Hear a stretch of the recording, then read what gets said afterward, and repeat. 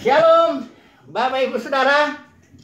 Kita terus melanjutkan studi kita, Kitab Wahyu. Ini sudah yang ke-16. Kita masuk ke dalam pasal 4 dan pasal 5 yang berbicara mengenai pewahyuan sorga ya, atau ya sorga lah ya. Itu seperti apa sorga itu? Ya, nah ini kadang-kadang kan dalam dunia kekristenan udah banyak cerita-cerita tentang sorga itu. Ya, jadi saya menyebut dulu lah yang umum dibicarakan ya di dalam dunia kekristenan yang sering juga kita dengar-dengar dalam khotbah-khotbah itu.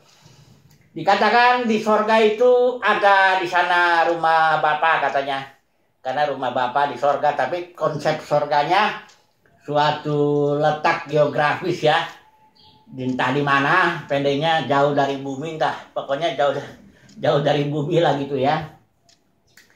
Dan ada juga ajaran bahwa di sorga nanti kita nyanyi-nyanyi terus ya. Nyanyi-nyanyi terus sana menyembah Tuhan. Bahkan ada seorang pengkhotbah yang ya sangat terkenal di Indonesia ini dengan latar belakang pemain musik. Dia bilang di sorga itu enggak ada khotbah katanya, karena orang bosan kalau dengar khotbah ya. Karena khotbah di bumi barangkali membosankan, sehingga dia bilang begini, di sana nggak ada khotbah, jadi hanya nyanyi-nyanyi terus selama-lamanya nyanyi aja begitu katanya, menyembah Tuhan ya. Padahal manusia itu diciptakan bukan untuk menyembah Tuhan, tugasnya nomor 1 itu. Manusia itu diciptakan selem dan demut, istilahnya menjadi representatif dan juga menjadi serupa, likeness, kayak foto. Foto itu tugasnya bukan untuk nyembah, kayak saya kalau punya foto ya bukan untuk nyembah saya. Foto itu menggambarkan saya, mewakili saya, supaya orang lain tahu tentang saya kalau lihat foto itu. Jadi itulah konsep sorga ya yang biasa kita dengar. Dan ada lagi ajaran katanya kita diangkat dari bumi ini ke atas sana.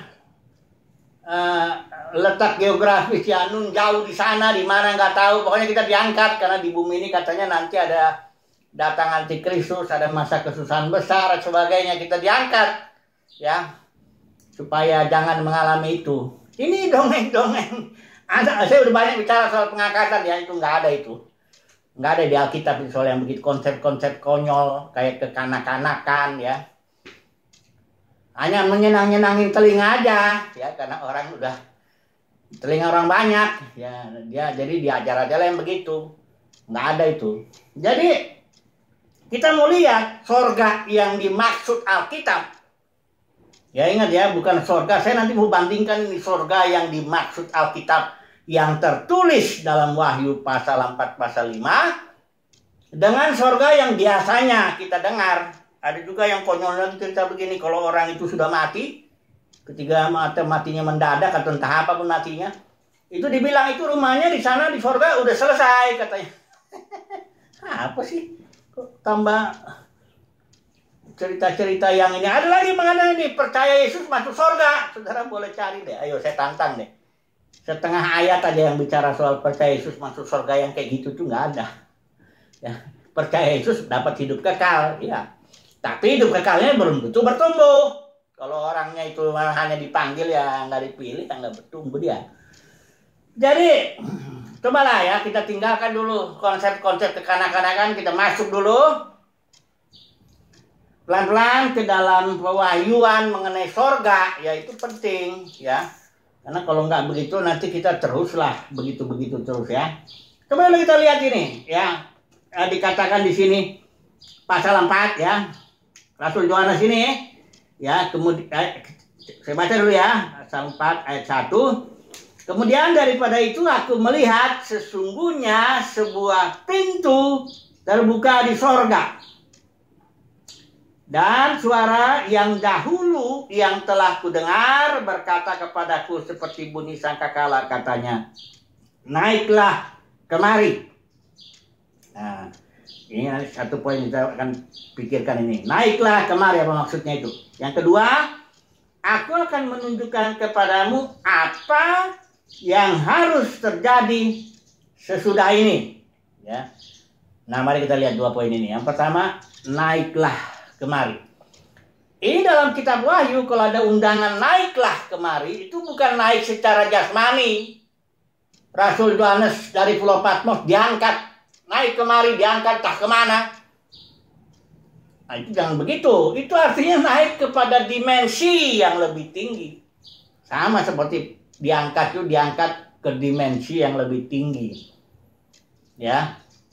Jadi kalau Rasul Yohanes bilang naiklah kemari, itu berarti Rasul Yohanes diangkat dari dimensi bumi masuk ke dalam dimensi yang lebih tinggi. Ya, saya coba dulu bicara ya bahwa bagaimana ini ya, karena banyak orang berpikir bahwa sorga itu Tuhan itu berada di sorga dalam arti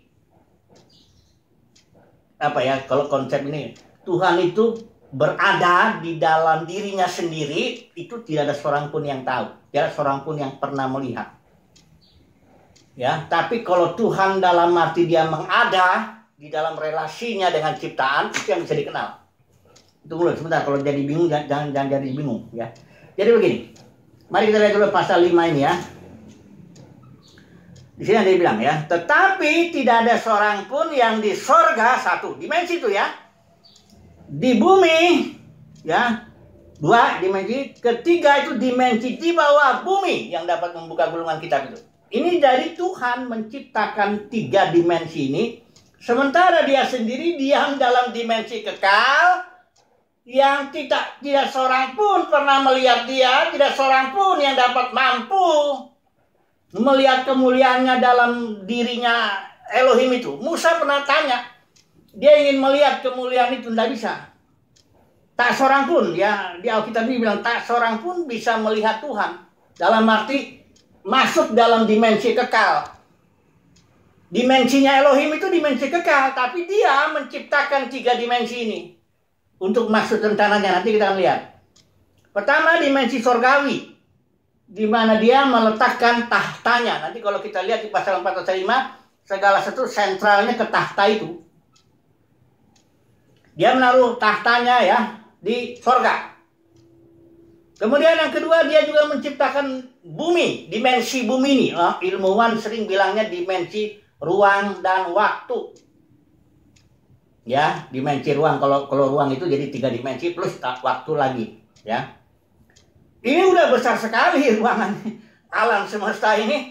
Ada yang teleskop Hubble itu bisa melihat itu semampunya teleskop itu. Dia lihat alam semesta itu kalau dari ujung ke ujung itu dimensinya itu dimensi ruang dan waktu itu ada 78 miliar tahun cahaya. Itu jarak ya. Cahaya itu kecepatannya 300.000 kilometer per detik. Bayangkan ini kalau 1 detik aja cahaya dia bisa 300.000 kilometer.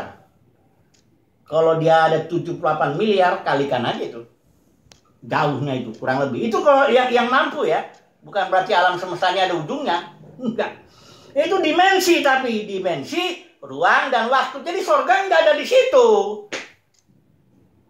Ada bangsa tertentu bilang surga ada dekat matahari, maka dia menyembah matahari. Ada di bulan dan sebagainya. Enggak ada. Dalam alam jasmani ini enggak ada surga di situ. Surga itu dimensinya yang lebih tinggi. Ya, kemudian ada dimensi satu lagi ciptakan Tuhan di bawah bumi.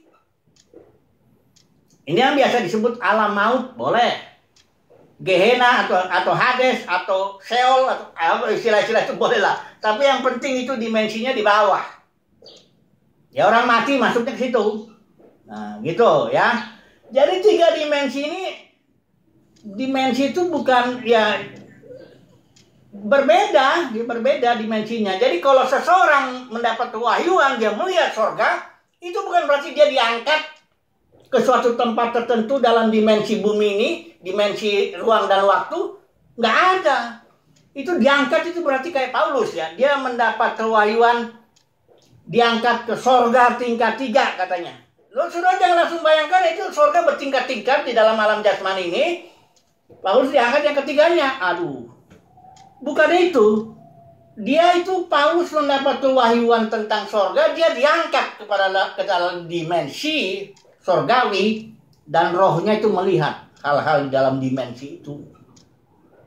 Dimensi itu nyata sekali, surga itu nyata sekali. Ada, benar-benar ada. Ya, tapi bukan di dimensi bumi ini, apa dimensi ruang dan waktu, nggak ada di situ. Ya. Sehingga kalau dalam ruang dimensi alam dan waktu kan bisa dilihat dengan mata jasmani, kan nggak bisa. Ya. Jadi tolong ya, konsep sorga itu ya, sekali lagi sorga adalah dimensi yang lebih tinggi dari dimensi ruang dan waktu ini. Dan sorga diciptakan Tuhan. Dan Tuhan menaruh tahtanya di situ. Ya. Nah, nanti dia lihat ada di sorga itu ada cerita, nanti kita lihat gulungan kitab ceritanya itu. Bukan nyanyi terus, orang nggak karu-karuan. Ini kalau konsep yang lama nggak dibuang, ini memang susah ngerti kitab Wahyu itu. Udah rusak dalam dunia kekristenan tuh konsep sorganya itu. Jadi konyol-konyol gitu ceritanya. Ya. Mari kita mulai dulu. Ya, jadi sorga adalah dimensi di mana Rasul Yohanes melihat. Oke, mari dulu kita melihat fokus rencana Bapa. Ya. Fokus, karena dalam dunia kekristenan sudah banyak diceritakan fokus rencana Bapa itu kita dibawa ke sorga. Dalam pengertian juga sorganya konyol tadi itu saya bilang. Bukan, fokus rencana Bapa itu adalah bumi. Nah, itulah sebabnya dibilang orang yang lemah lembut upahnya bumi. Ya, yang jahat-jahat itu yang pergi dari bumi. Ya. Kayak itu kalau pengangkatan tuh mau dibilang Nuh itu ya, zaman Nuh ya. Yang jahat itu yang pergi dari bumi nih. Nuh dan orang-orang benar, yang 8 orang itu diam di bumi. Ya. Enak aja kita disuruh pergi ninggalin bumi. Orang jahat di bumi ini. Enggak, orang jahat itu yang pergi di bumi. Di Mazmur ada tertulis tuh. Orang jahat yang pergi dari bumi. Kita di sini mau bekerja supaya bumi itu bergerak menuju bumi yang baru. Bagaimana caranya menjadi bumi yang baru? Dengan cara langit itu turun, kerajaan sorga turun, Yerusalem baru turun ke bumi. Sehingga langit dan bumi yang baru jadilah itu. Itulah rencana Bapa. Dengan fokus bumi. Lagi pula kan Kejadian 1, 2, 6, 28 dibilang. Baiklah kita menjadikan manusia serupa segambar dengan kita. 1. Supaya mereka berkuasa atas segala sesuatu di mana? Di sorga? Bukan. Berkuasa atas segala sesuatu di bumi. Ini makanya.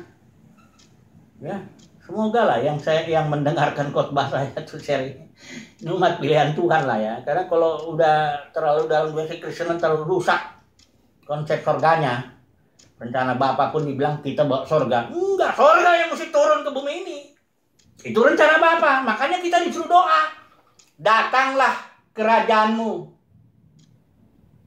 Datang kerajaan sorga maksudnya. Ke bumi ini. Fokus doa Tuhan Yesus juga bumi kok. Bukan bawalah. Karena enggak. Tuhan bilang, aku enggak angkatlah bawa mereka ke sorga. Supaya jangan, enggak. Tapi itu doa Tuhan. Peliharalah mereka daripada yang jahat. Di bumi ini. Pelihara. Ya, jadi fokus daripada rencana Bapa itu bumi. Banyak sebenarnya saya mau bicara ini karena sudah terlalu konyol ajaran dalam kekristenan ini. Tapi ya sudahlah, kita fokus kepada Wahyu pasal 4, pasal 5 ini ya. Oke. Jadi kita mau masuk poin kedua loh sekarang ini. Apakah isi atau penghuni lah ya? Penghuni sorga itu apa? Siapa saja di situ? Ya. Karena ada yang cerita-cerita ya sorga itu banyak ya, memang banyak malaikat yang itu pun malaikat tuh bersayap dan sebagainya nih. Sebenarnya ayolah kita melihat dulu isi sorga itu. Mari kita lihat dulu pasal 4 ini ya. Ini mungkin beberapa kali ya kita share-nya ini karena kita harus setiap share ini 25 menit aja. Isi yang pertama ya, tentu tahta di sini dikatakan. Naiklah kemari. Yang pertama ayat 2 ini menjelaskan lagi dimensi itu ya. Segera aku dikuasai oleh roh. Ingat itu ya, bukan segera aku diangkat. Badanku, kira-kira begitu Rasulullah ngomong. Terus naik ke sana, entah di mana, surganya. Enggak gitu, dia nggak ngomong begitu. Dia ngomong segera aku dikuasai. Artinya masuk ke dalam dimensi roh. Dimensi surgawi. Segera aku masuk situ. Nah, dia baru melihat. Ya. Apa yang dilihat Yohanes? Dan lihatlah sebuah tahta. Ini ayat 2 ya. Terdiri di sorga. Dan di tahta itu duduk seorang. Nah, yang pertama Yohanes melihat tahta. Inilah menjadi sentral. Sorga itu tahta di sana. Tahta Elohim ditaruh di sorga. Saudara tahu tahta itu bicara otoritas ya. Tahta itu bicara raja yang berotoritas. Ada seorang di sana. Saya mau bedakan dulu antara otoritas dengan power atau kuasa. Saya beri contohnya begini aja gampangnya ya. Kalau polisi ya, dengan otoritas yang simbolnya itu bajunya dia, baju polisi, topinya ya, semuanya lah polisi tuh. Badannya nggak terlalu besar lah katakan begitu ya. Nanti ada seorang yang truk ya, yang bawa tuh besar sekali badannya, sopir truk itu kan biasanya apa, kekar dia gitu kan. Dia jalan begitu, tapi polisi ini yang tidak terlalu besar badannya karena dia pakai pakaian otoritas. Dia jalan, prit. Itu turun itu, berhenti. Truknya yang besar itu bisa berhenti. Padahal dia punya kuasa luar biasa. Truk ini kalau menghantam polisi, hancur itu polisinya. Tapi dia dengan taat berhenti. Lalu polisinya bilang, turun. Turun dia. Padahal ini badannya besar begitu ya, turun. Mana? SIM? STNK?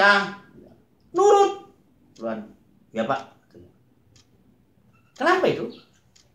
Kok tentara sopir truk dengan truknya yang kuat gitu, powernya tuh, kok nurut sama polisi yang badannya nggak terlalu besar begitu? Karena apa? Karena otoritas. Jadi kalau otoritas itu orang yang bisa lawan. Nah, Tuhan itu menaruh otoritas yang seperti itu di sorga. Jadi sorga akan mengatur pergerakan bumi ini.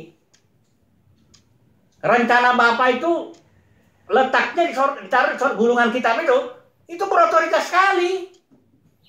Kalau dibilang jadi, nah, saya beri contoh dulu.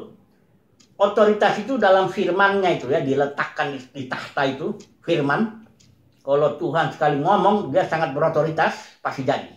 Ya, sorga mengatur bumi karena sorga punya otoritas, punya tahta.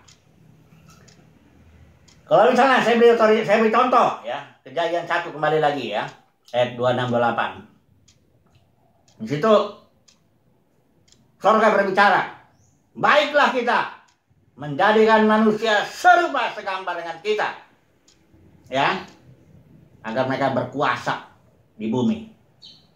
Istilah berkuasa itu istilah Ibrani kan saya sudah sering sebut kabas, itu artinya menginjak. Karena manusia diciptakan ada musuh yang harus diinjak-injak itu, dikalahkan. Itulah kerajaan gelap. Ketika Tuhan bicara berotoritas pasti jadi. Pasti jadi nanti manusia serupa segambar dengan dia yang menginjak musuh yang berkuasa di bumi. Itulah di langit dan bumi yang baru.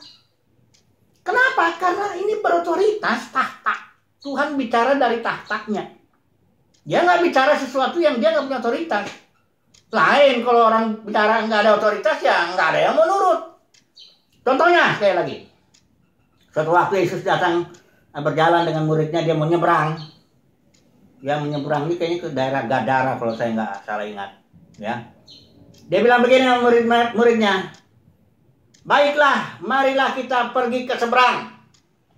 Kata Yesus. Itu tahta, itu sorga yang bicara itu, ya, karena dia firman dari manusia itu sorga itu yang ngomong. Baiklah kita baiklah kita menyeberang sana. Itu harus jadi. Kenapa? Karena itu otoritas, berotoritas. Itu perkataan dari tahta Elohim itu. Ketika itu nyebranglah ya, murid-muridnya kan dengan Tuhan Yesus kan. Setelah ada angin ribut, ngamuk angin ribut. Yesus ketiduran, ya. Lagi pula emang lebih bagus tidur lah, karena toh pasti sampai ke sana. Pasti, jadi tidurlah Yesus. Muridnya ini ketakutan. Dia teriak-teriak. Apa? Tuhan, kita binasa. Dibangunkanlah Yesus kan. Yesus malah marah. Yalah, lagi enak-enak tidur dibangunin. Katanya, di mana imanmu? Mengapa kamu begitu takut? Kata Yesus begitu. Kan udah saya ngomong tadi. Mari kita ke seberang. Dan itu ada otoritas ya, ada tahta di situ. Bicara dari tahta itu. Maka pasti terjadi. Walaupun ada badai, ada apapun, serangan setan pun. Memang dia setan karena dia di situ ketemu orang yang kerasukan di situ. Apapun juga terjadi boleh di sini di perjalanan, tapi pasti sampai ke sana. Kenapa? Karena tahta udah bicara. Baiklah kita menyeberang ke sana. Nah, inilah yang namanya berotoritas itu, tahta itu. Nah, di tahta inilah nanti kita lihat ada gulungan kitab itu yang hanya anak domba yang layak membukanya itu. Ada syaratnya. Ini nanti kita belajar lagi istilah halayak itu apa, aksios, istilah Yunani. Jadi sorga yang dilihat Rasul Yohanes adalah suatu dimensi yang lebih tinggi yang diciptakan Tuhan, dimensi sorgawi, di mana fokus daripada atau isi penghuni daripada sorga itu nomor satu tahta dan seorang duduk di situ. Tentu Tuhan yang duduk di situlah. Tapi bukan berarti dia itu, nah ini ya, ini istilah kalau orang istilah keberadaan Tuhan di dalam dirinya sendiri dengan cara Tuhan mengada dalam relasinya dengan ciptaan itu beda. Kita hanya bisa mengenal Tuhan dalam cara Tuhan mengada di dalam relasinya dengan ciptaan. Tapi kita tidak bisa mengenal dia atau melihat dia dalam keadaannya yang sebenarnya. Dalam keadaannya dalam dimensi kekal itu, dimensi Elohim. Kita enggak, karena kita tegas bilang tak seorang pun. Paulus juga, dia diam dalam terang yang tak terhampiri. Seorang pun tidak bisa sampai ke sana. Jadi kita mengenal Tuhan dalam ceritanya, melalui ceritanya ini. Ya. Oke. Kayaknya saya pelan-pelan aja dulu. Saya langsung simpulkan aja dulu. Karena ini judulnya sorga yang fokusnya tahta. Jadi saya simpulkan dulu sebelum saya tutup dulu ini ya. Ini 20 muda 25. Jadi pewahyuan itu yang diterima Rasul Yohanes ini itu suatu pewahyuan dalam dimensi yang lebih tinggi yang disebut alam surgawi, di mana fokus di mana inti atau apa kayak katakan ya, atau pusat daripada surga, alam surgawi itu adalah tahta Elohim. Tahta inilah yang punya otoritas mengatur bumi ini. Di sini nanti ada pengaturannya lewat 6 kitab termetera itu, yang di kitab 7 metera itu. Nanti kita akan sampai ke sana terus ya. Tapi yang jelas pewahyuan yang diterima Rasul Yohanes itu dia melihat surga, ya, tahta Elohim akan mengatur itu nanti bumi ini. Kenapa mengatur bumi? Karena memang rencana Bapa itu fokusnya bumi, supaya bumi ini bergerak nanti menjadi bumi yang baru, dan bahkan surga itu turun menyatu dia. Ini luar biasa rencana Bapa ini. Beda ya dengan surga dongeng itu yang diceritakan dalam dunia kekristenan itu. Kita diangkat ke surga sana, entah letak geografis nggak tahu di mana, nyanyi di sana kita selama-lamanya, nggak ada khotbah lagi katanya, ada rumah di sana. Kalau kita belum mati ya berarti belum selesai rumahnya, kan konyol. Apa-apaan itu? Nggak ada itu konsep kayak begitu di dalam Alkitab, nggak ada. Tapi anehnya dongeng-dongeng begitu diyakini, dipercaya, ya. Kita lagi akan diangkat katanya, karena nanti bumi ini tambah susah. Ini udah konyol gitu. Ya udahlah, cukup dulu lah sampai sini ya. Nanti besok kita sambung lagi. Haleluya. Amin. Tuhan.